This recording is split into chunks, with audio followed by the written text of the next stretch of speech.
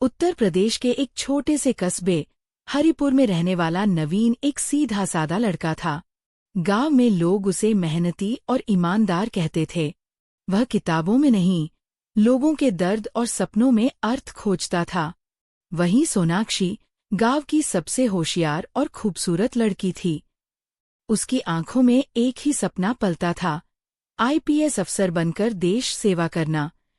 नवीन बचपन से ही सोनाक्षी को पसंद करता था, लेकिन उसने कभी उसे ये बताया नहीं, क्योंकि वो जानता था कि सोनाक्षी के सपने बहुत ऊंचे हैं और वो खुद अभी उन ऊंचाइयों से बहुत दूर था।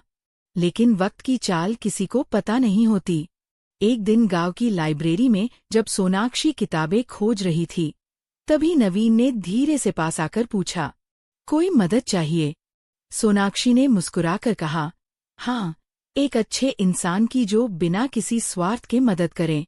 वहीं से दोनों की दोस्ती शुरू हुई। धीरे धीरे दोस्ती ने उस मोड़ को लिया जहां दो दिलों ने एक दूसरे को पढ़ना शुरू कर दिया। सोनाक्षी की पढ़ाई का खर्चा दिन ब दिन बढ़ रहा था। गांव में ना कोचिंग थी, ना किताबें। तब नवीन ने वो किया जो शायद कोई और नहीं कर पाता। उसने अपने पिता की 2 बीघा जमीन गिरवी रख दी और सोनाक्षी को इलाहाबाद भेज दिया कोचिंग के लिए। उसने खुद गांव में चाय नाश्ते का ठेला लगा लिया। हर सुबह वो चूल्हे पर खौलती चाय में अपनी मोहब्बत घोलता था। हर शाम सोनाक्षी को फोन कर कहता, पढ़ती रहो, मैं तुम्हारे पीछे खड़ा हूँ। सोनाक्षी को नवीन का साथ संबल देता था।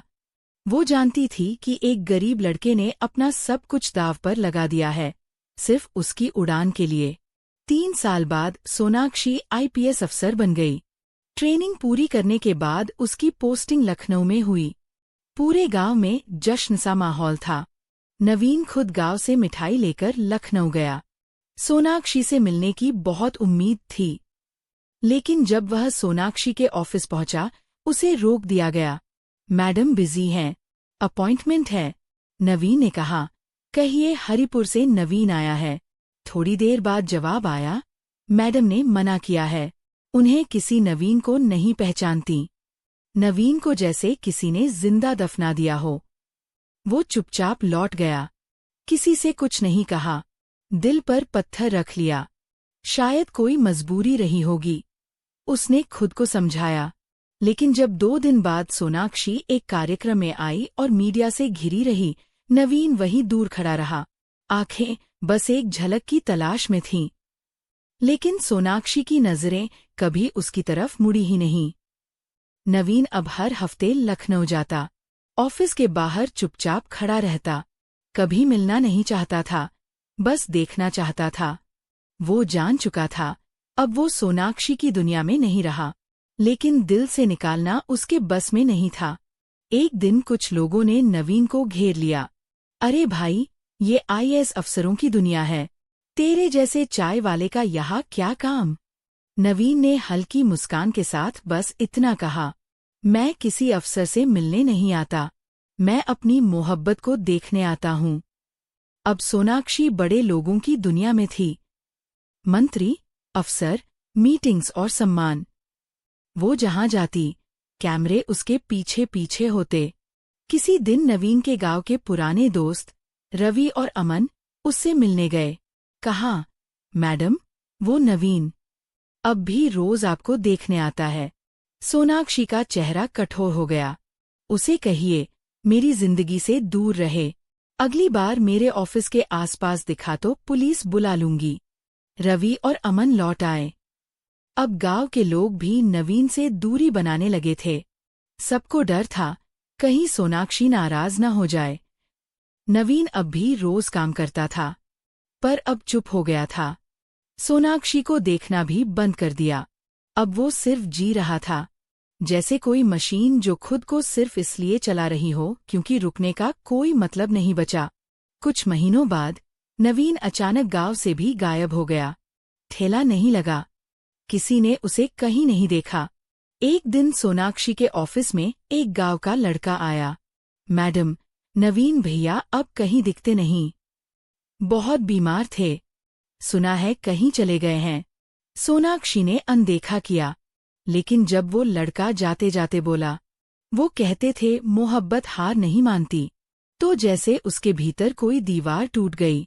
उस रात सोनाक्षी ने नवीन की पुरानी चिट्ठियां, तस्वीरें और वो पहली नोटबुक निकाली जिसमें नवीन ने लिखा था, सोनाक्षी, अगर तू कभी मुझे भूल भी गई तो मैं तुझे याद रखने में कभी कमी नहीं करूंगा। मेरे प्यार की हदें नहीं हैं, पर इज़्ज़त तेरे फैसलों की अब भी है। सोनाक्षी ने अगली सुबह खुद ड्राइव करके शहर की गलियां छान डालीं।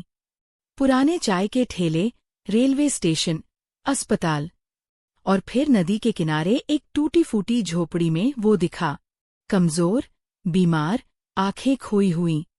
सोनाक्षी वहीं बैठ गई। नवीन, मुझे माफ कर दो। मैंने तुम्हारे प्यार को ठुकरा दिया, लेकिन अब भी वही प्यार मुझे खींच लाया है। नवीन ने थके स्वर में कहा, तुम्हें माफी नहीं मांगनी सोनाक्षी। तुम्हारी मंजिल बड़ी थी और मेरी मोहब्बत सच्ची। बस अब लड़ने की ताकत नहीं बची। सोनाक्षी ने उसे डॉक्टर के पास ले जाया, इलाज करवाया, अपने सरकारी क्वार्टर में साथ रखा। हर दिन उसका खाना बनाती, दवाई देती। धीरे धीरे नवीन ठीक होने लगा। मुझे तुम्हारा सिर्फ प्यार नहीं चाहिए नवीन, मुझे तुम्हारा आत्मसम्मान वापस चाहिए। सोनाक्षी ने सरकारी स्कीम के तहत नवीन को एक ऑर्गेनिक चाय स्टार्टअप में मदद की। नवीन की ईमानदारी और मेहनत से वो काम 2 साल में पूरे राज्य में फैल गया। अब नवीन सिर्फ एक चाय वाला नहीं था, वो एक बिजनेस आइकन बन चुका था। सरकार उसे ग्रामीण युवाओं को प्रेरित करने के लिए बुलाने लगी। एक दिन सोनाक्षी ने कहा, अब जब तू सफल भी है, मोहब्बत भी है, तो क्या अब तू मुझे अपनाएगा?